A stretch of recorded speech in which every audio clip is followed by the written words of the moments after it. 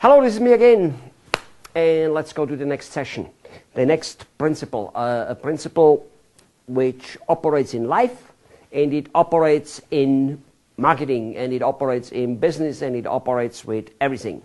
You need to learn this principle, and the principle, like just about all principles I tell you, have not been developed by me. I didn't come up with this stuff. I wish I had, kind of, I don't know. It doesn't really matter. Like the law of gravity. It was there already before Newton said so. He just observed it and wrote it down. So do I things with, well, actually, I'm a second-hand person. You and me now use the law of gravity in order to calculate things and to not to fall down the stairs and all those type of things. The rocket science use it to fly to the moon. And I use most of the principle that way. Most of them are second-hand. And as I told you at the beginning, I experienced with them. I work them. I use them. And then I go, this works. And then, you bang your head against the wall. It doesn't quite work, usually because you didn't quite use it the right way. So here's a principle called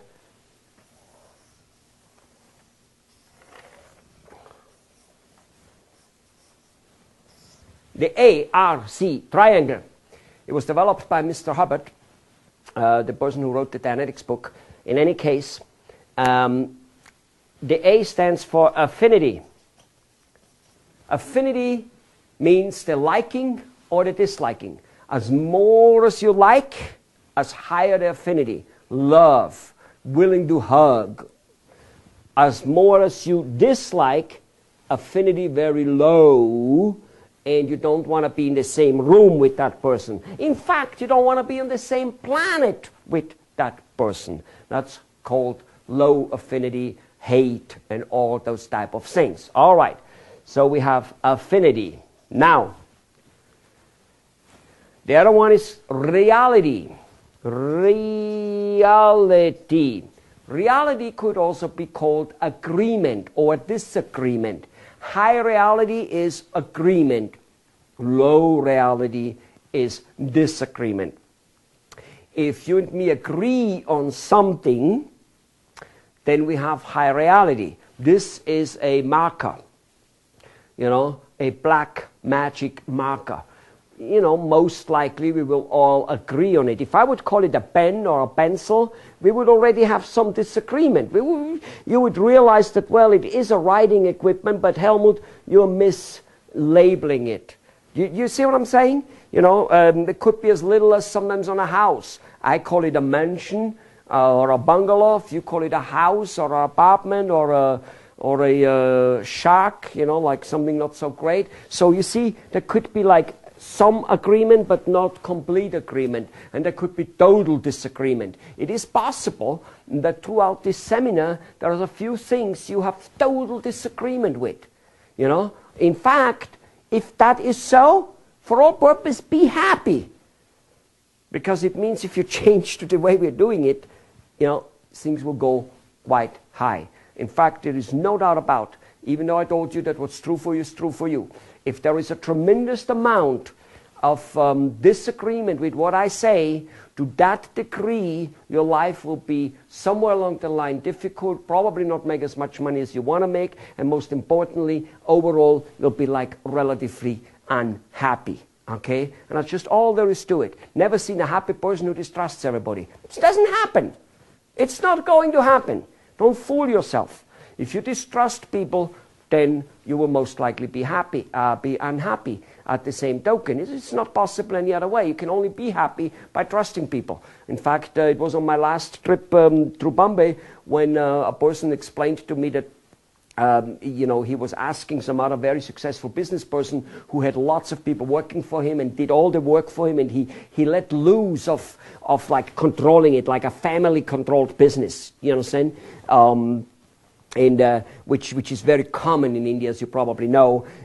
Family controls the business, and they must do everything, writing the check, making every little tiny decision, blah, blah, blah. Maybe even every email goes through, them and all that type of stuff.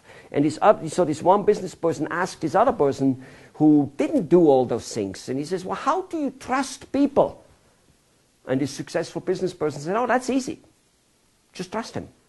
Or actually the question was something like, how do you find trustful people? I guess that was the question. And the other person said, oh, just trust them, that's easy. Yes, so anyway, there may be some agreements and disagreements. I think we got that. That means reality, high reality, low reality.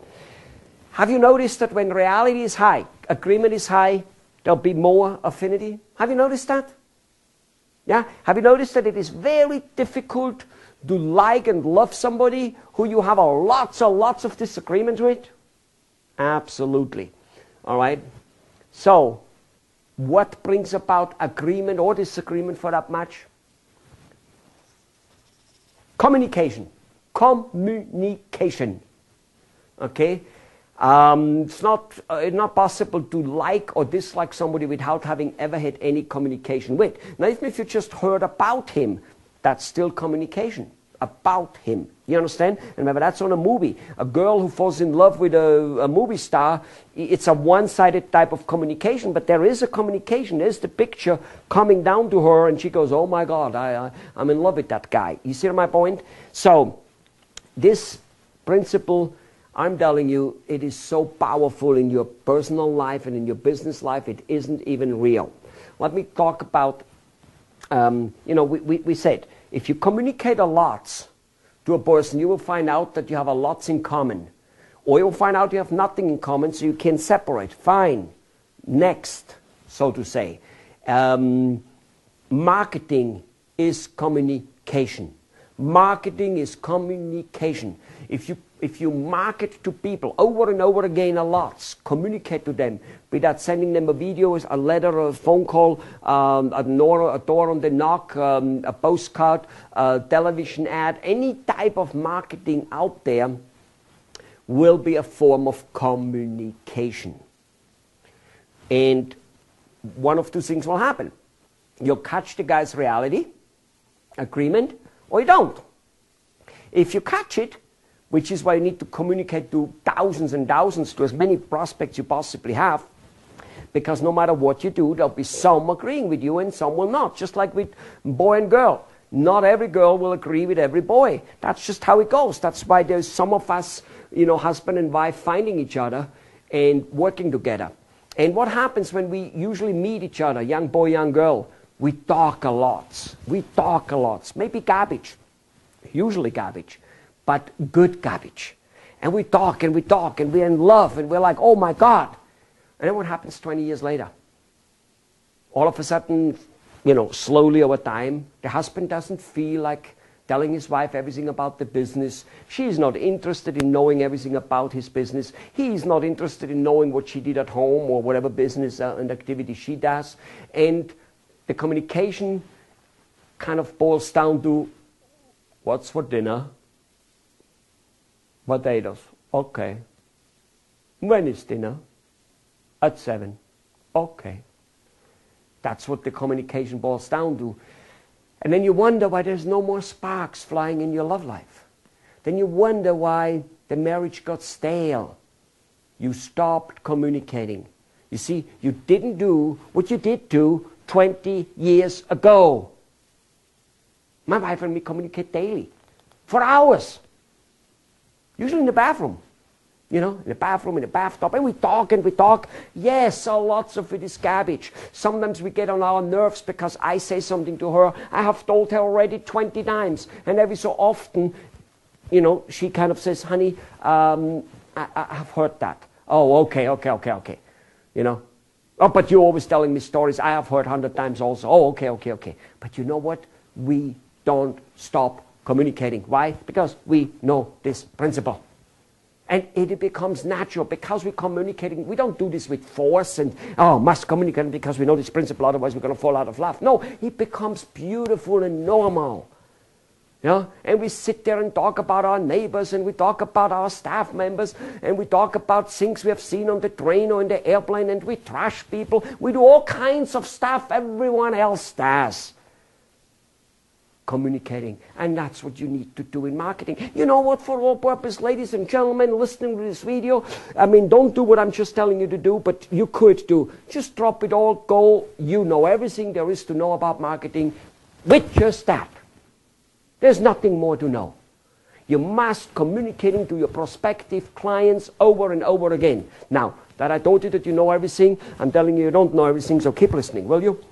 Okay, so when you communicate to people, to your prospects, you create reality. Some of them you won't. Fine. You won't create reality then anyway. But even there, if they're disagreeing today, they may be agreeing tomorrow. You may be disagreeing with me on this video or on other videos with a bunch of little things. As you keep, however, working, you might realize, not so bad. And you become more agreement because you, and as I will show you down the road, you'll be communicating many topics to your prospective clients as well as to your existing clients, which have nothing to do with your product.